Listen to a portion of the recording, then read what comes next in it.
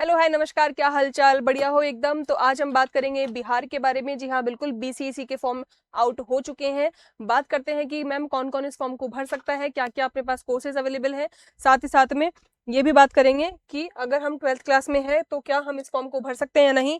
तो बेटा उससे पहले हम बात करते हैं किसके बारे में, कि ये फॉर्म की डेट क्या है। बेटा फॉर्म स्टार्ट हो चुके हैं आपके 15 अप्रैल से आपके फॉर्म स्टार्ट हो चुके हैं। लास्ट डेट रहेगी आपकी 5, याद रखना, 15 अप्रैल से 5 मई तक ये फॉर्म भरे जाने हैं। तो आपको इन डेट्स का ध्यान रखना है और अपने फॉर्म को फिलअप कर लेना है। ठीक है, बात करते हैं मैम लास्ट, अगर पेमेंट नहीं हुआ है हमारा तो हम क्या करें। तो बेटा अगर आपका 5 मई तक कभी पेमेंट नहीं होता है तो उसकी भी लास्ट डेट है यहाँ पर 6 मई को, पेमेंट की लास्ट डेट है। आप 6 मई तक अपना पेमेंट कर सकते हैं। ठीक है, बात करते हैं एडमिशन एडमिट कार्ड की। तो बेटा 22 मई को आपके एडमिट कार्ड रिलीज कर दिए जाएंगे। मैम कब रिलीज होंगे? बेटा 22 मई को आपके एडमिट कार्ड रिलीज हो जाएंगे। साथ ही साथ में अगर मैं बात करूं आपके एग्जाम डेट्स की, तो एग्जाम डेट आपके 30 मई से लेकर और 31 मई, इन 2 डेट्स को आपके एग्जाम होने वाले हैं।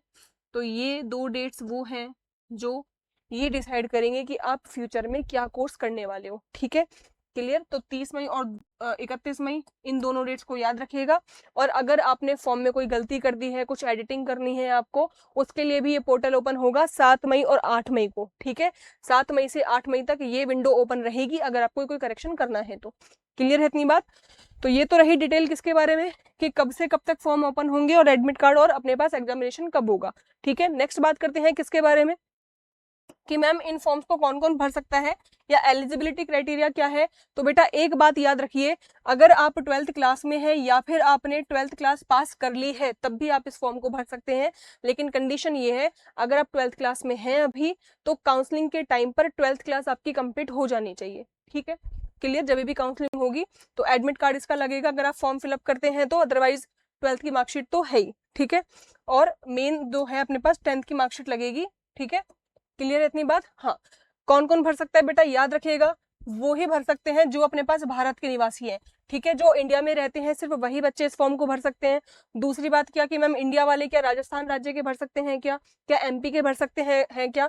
तो बेटा देखो, जो बिहार के मूल निवासी हैं, जो स्थायी निवासी हैं, पहली कंडीशन तो क्या है, जो बिहार के मूल निवासी हैं मैम वो भर सकते हैं। दूसरी कंडीशन ये है कि जो बिहार में निबंधित शरणार्थी हैं वो भी इस फॉर्म को भर सकते हैं, लेकिन आपको बस एक सर्टिफिकेट लगाना है जो निबंधित शरणार्थी के लिए होता है, जो डीएम से प्राप्त होगा। ठीक है, दूसरी बात, अगर आपके माता पिता दूसरे राज्य के रहने वाले हैं लेकिन बिहार में एक गवर्नमेंट कर्मचारी है, बिहार सरकार के अगर वो कर्मचारी हैं, तब भी आप इस फॉर्म को फिल कर सकते हैं। दूसरी बात, जिनके माता पिता पूर्ण गठन या बिहार सरकार के वैसे कर्मचारी हैं जिनके संवर्ग का विभाजन यानी कि डिवीजन नहीं हुआ है, और जिनका पद बिहार या झारखंड राज्य में अभी भी ट्रांसफॉर्मेबल है यानी कि स्थानांतरीय है, तो वो भी इस फॉर्म को भर सकते हैं। जिनके माता पिता पीएसयू में है, पब्लिक सेक्टर्स में है, वो भी भर सकते हैं। लेकिन कंडीशन क्या है, कि बिहार में अगर कोई कारखाना या संस्थान है, पीएसयू है, उसके कर्मचारी है, तभी भर सकते हैं। ठीक है, ऐसा नहीं है कि राजस्थान में पीएसयू में लगे हुए हैं तब भर सकते हैं, नहीं, बिहार में है तब आप फिल कर सकते हैं। क्लियर? ठीक है, और जिनके माता पिता राष्ट्र संघ के कर्मचारी हैं और तत्काल बिहार में पदस्थापित हैं, पोस्टेड हैं, तब आप इस फॉर्म को भर सकते हैं, अदरवाइज आप इस फॉर्म को नहीं भर पाएंगे। यानी अगर कोई पूछता है कि मैम मैं एमपी से हूं, मेरे पेरेंट्स भी एमपी में रहते हैं, तो बेटा आप इस फॉर्म को फिल नहीं कर पाओगे। ठीक है, अगर आपका बिहार से कॉन्टेक्ट नहीं है तब आप इस फॉर्म को फिल नहीं कर पाओगे। आयु सीमा की बात कर लेते हैं। तो बेटा देखो, जो इंजीनियरिंग वाले हैं उसमें तो कोई आयु सीमा निर्धारित नहीं है, लेकिन जो फार्मेसी करना चाहता है उनके लिए है 31 दिसंबर 2026 तक आपकी आयु जो है वो मिनिमम 17 ईयर्स यानी कि 17 वर्ष होनी चाहिए। ये न्यूनतम आयु है। क्लियर है? ठीक है, डन। चलो नेक्स्ट बात करते हैं हम इसके बारे में, कि मैम कौन कौन से कोर्सेज होते हैं ये भी बता दीजिए। तो बेटा अगर आपके पास फिजिक्स, केमिस्ट्री और बायोलॉजी है तो आप सबसे पहले तो कृषि स्नातक का कोर्स कर सकते हैं, 50% सीटें इसके लिए आरक्षित है। BSc agriculture. ठीक है, न्यूनतम योग्यता क्या रहेगी, आईएससी या फिर इसके बराबर में कोई भी जो इसके इक्वलेंट एलिजिबिलिटी है उसमें आप इस फॉर्म को फिल कर सकते हैं। साथ ही साथ में उद्यान स्नातक या फिर वानिकी स्नातक में भी भर सकते हैं अगर आपके पास में बायोलॉजी है, पीसीबी है आपके पास में। ठीक है, तो पीसीबी के लिए भी ये दोनों ऑप्शन भी ओपन है आपके लिए। साथ साथ अगर मैं बात करूं तो इसमें तो अपने को मैथ चाहिए। ठीक है, हाँ, तो साथ ही साथ आप ये भी भर सकते हैं। और बीटेक डेयरी टेक्नोलॉजी वही कर सकते हैं जो भौतिक विज्ञान, रासायनिक विज्ञान और गणित है उनके पास में। तो बेटा ये आप नहीं पढ़ सकते, इसमें आपको दोनों चाहिए, ठीक है। तो ये फॉर्म आपके लिए बिल्कुल भी नहीं है जो बायोलॉजी से है सिर्फ, ठीक है, जिसके पास ओनली क्या है, पीसीबी है। क्लियर, डन है इतनी बात। तो अगर बीएससी नर्सिंग एंट्रेंस करना चाहते हो, बीएससी नर्सिंग करना चाहते हो, फार्मेसी करना चाहते हो, ठीक है, बायो से हो, तो आप इन फॉर्म्स को फिलअप कर सकते हैं। क्लियर, ठीक है। चलिए आगे चलते हैं, बात करते हैं सिलेबस के बारे में।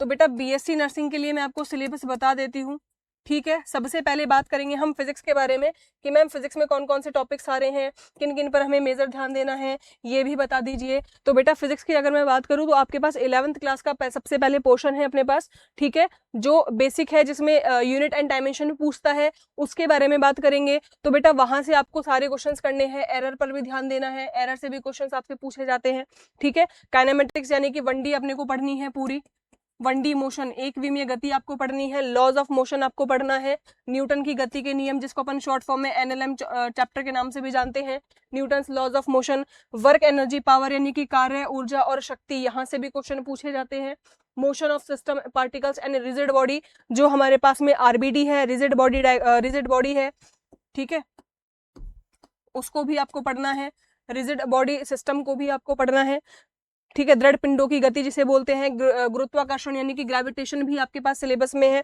Properties of the bulk matter भी आपके सिलेबस में है। तो ये भी आपके पास एक इंपॉर्टेंट चैप्टर हो जाता है यहाँ पर। थर्मोडायनेमिक्स भी है आपके सिलेबस में, ठीक है, थर्मोडायनेमिक्स पढ़ना है, साथ ही साथ आपको केटीजी भी पढ़ना है, kinetic theory of gases. Clear, और ऑसिलेशन एंड वेव्स यानी कि दोलन एवं तरंगे भी, ये चैप्टर भी आपको कवर अप करना है, ये भी आपके सिलेबस में दे रखा है, सारी चीजें सिलेबस में गिवन है।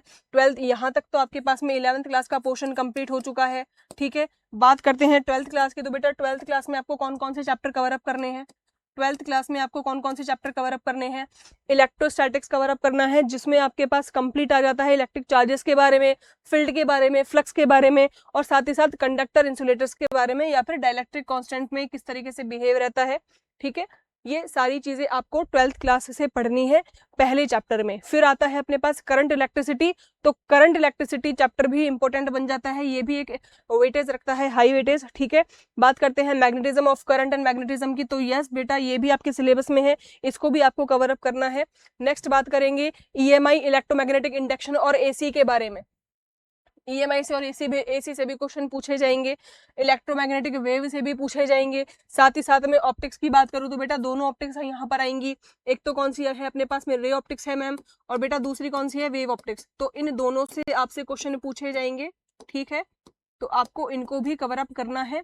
साथ ही साथ बात करते हैं dual nature of matter and radiation की, तो बेटा पीएचई जिसको अपन शॉर्ट फॉर्म में बोलते हैं, फोटो इलेक्ट्रिक इफेक्ट, तो ये चैप्टर भी आपके आ रहा है। एटम एंड न्यूक्लियाई है, इलेक्ट्रॉनिक डिवाइसेज हैं, जिसमें अपन लॉजिक गेट भी पढ़ते हैं, और gate, not gate, and gate, वो सारे भी आपको पढ़ने हैं, ठीक है। सेमीकंडक्टर्स भी आपको पढ़ना है, इलेक्ट्रॉनिक डिवाइस में ही वही आ जाता है, सेमीकंडक्टर है, और साथ ही साथ में ट्रांजिस्टर है, ऑसिलेटर है, रेक्टिफायर है, और लॉजिक गेट्स है, ठीक है। तो ये चीजें आपको कवर अप करनी है। साथ लास्ट में है अपने पास में कम्युनिकेशन सिस्टम, संचार व्यवस्था, तो यहाँ से जो सिग्नल वगैरह की बैंडविड्थ वगैरह पूछता है वो आपको याद रखनी है।